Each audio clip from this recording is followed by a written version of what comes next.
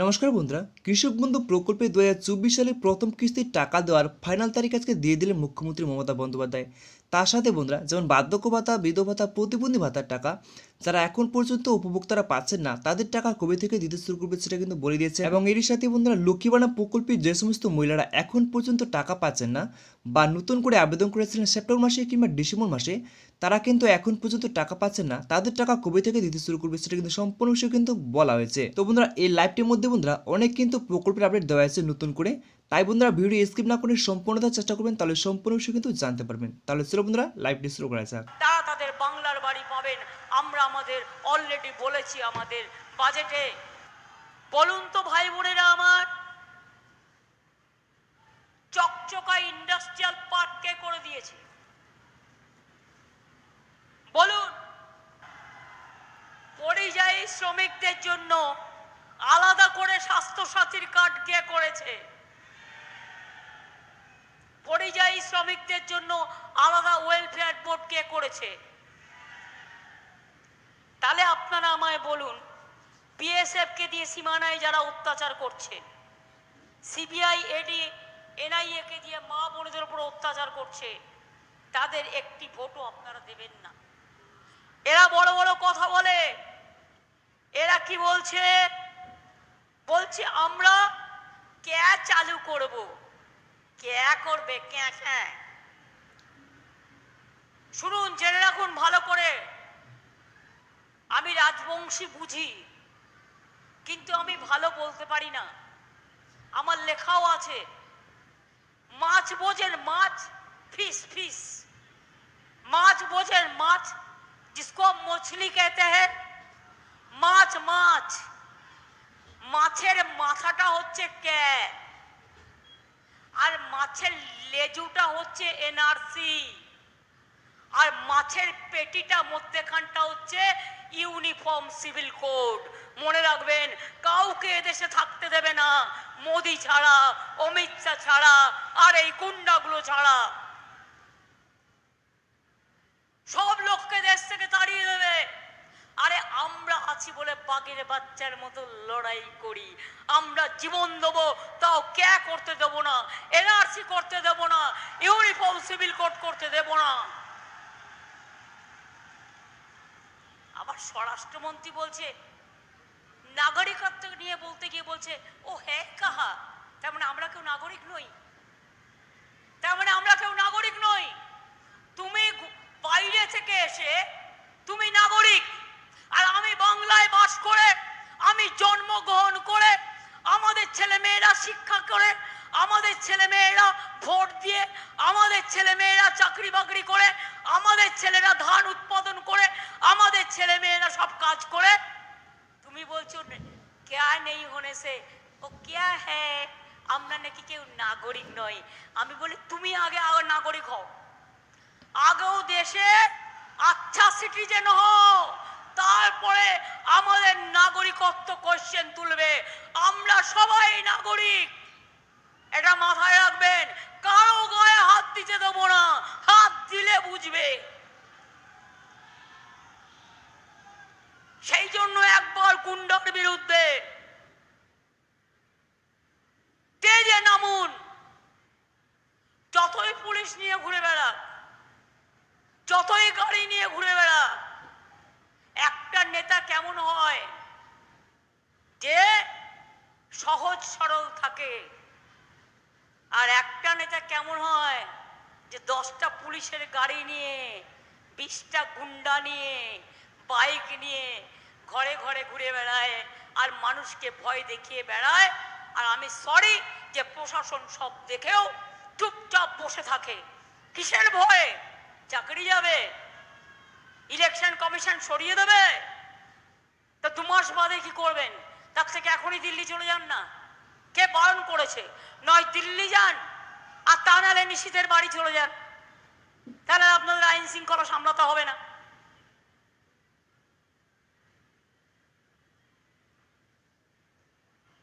কোচবিহারে যদি আইন শৃঙ্খলা নিয়ে কোনো প্রবলেম হয়, আমি কিন্তু ছেড়ে কথা বলবো না, এটা বলে রাখলাম।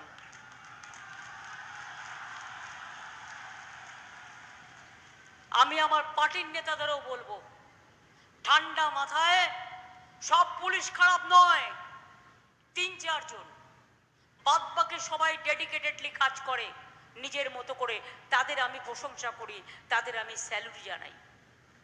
আর যে 3-4টের নাম আমার কাছে আছে, আমি কেন, সবাই জানে।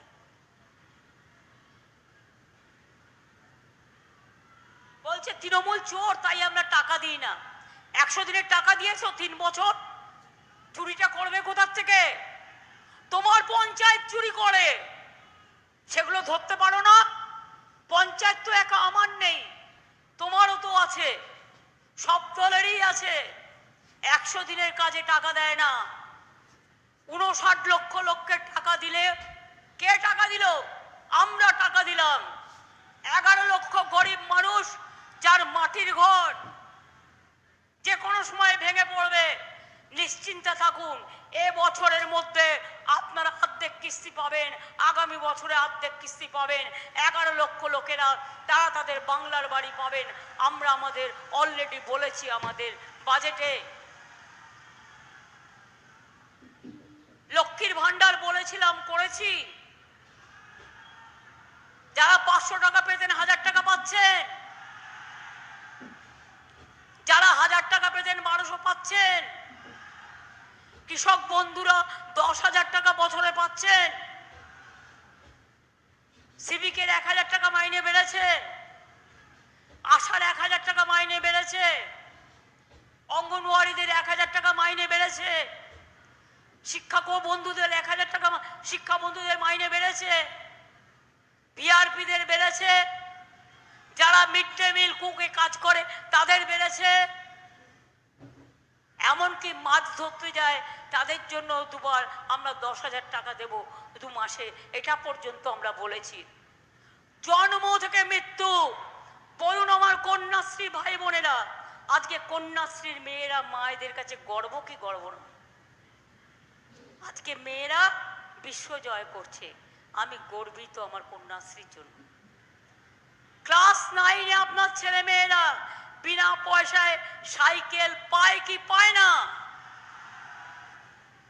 12 ক্লাসে স্মার্টফোন দিতাম, আগামী বছর থেকে 11 ক্লাসে দেবো, 12 ক্লাসে দেবো না, কারণ 11 ক্লাসে দিলে 2টো ক্লাস তারা কমপ্লিট করতে পারে।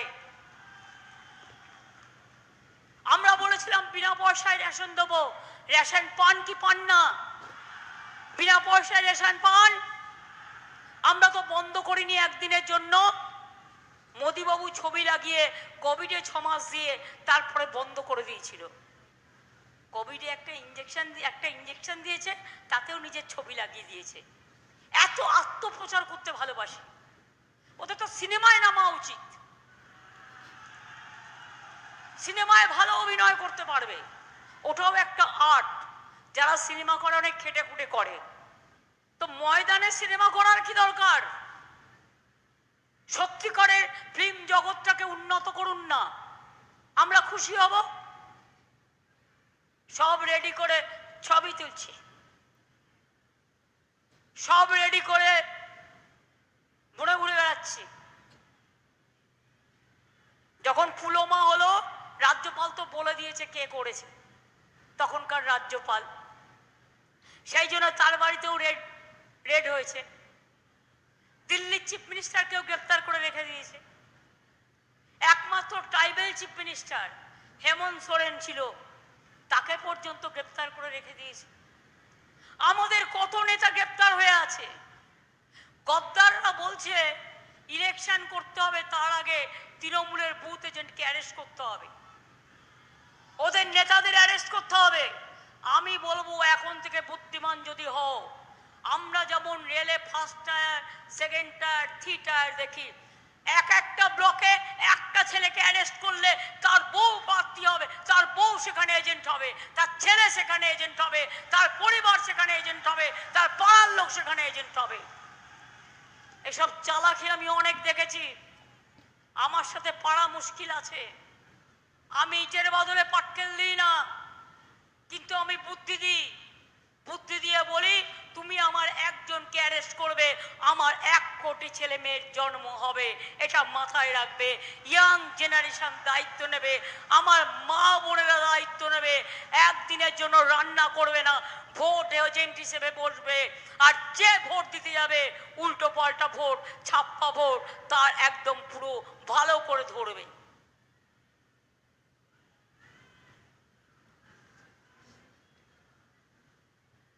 নিয়ে গেছে এখান থেকে 6,80,000 কোটি টাকা 5 বছরে আমাদের রাজস্ব, আর দেয়নি 1,64,000 কোটি টাকা। 3 বছর ধরে 100 দিনের কাজে টাকা দেয় না। শুনে রাখুন, 100 দিনের কাজে আমরা একটা চালু করেছি। আমার দিল্লির ভিক্ষা করার দরকার নেই, তার নাম হচ্ছে কর্মশ্রী। এখনো চলছে জব কার্ড হোল্ডারদের জন্য কাজ, সেটা শুরু হয়ে গেছে। 50 দিনের কাজ আমরা দেবই। কেউ যদি 50 দিনের জায়গায় 60 দিন করে তাও করতে পারে। আমরা অলরেডি কর্মশ্রী প্রকল্প নিয়েছি, মনে রাখবেন। তো বন্ধুরা, আজকের মধ্যে এটাই ভিডিও ছিল। যদি ভিডিওটি একটু ভালো লাগে তাহলে ভিডিওকে লাইক করে চ্যানেলটি সাবস্ক্রাইব করে আমার সাথে থাকবেন। তো বন্ধুরা, আপনাদেরকে একটা কথা বলি, আমি কিন্তু কোনো পার্টির বিরুদ্ধে কথা বলছি না। আমি যেরকম আপনাদেরকে নিয়মিত ভিডিও দিয়ে থাকি সেরকমই কিন্তু আপনাদেরকে আমি ভিডিও দিয়ে যাব। তো বন্ধুরা, আজকের মধ্যে এটাই ছিল।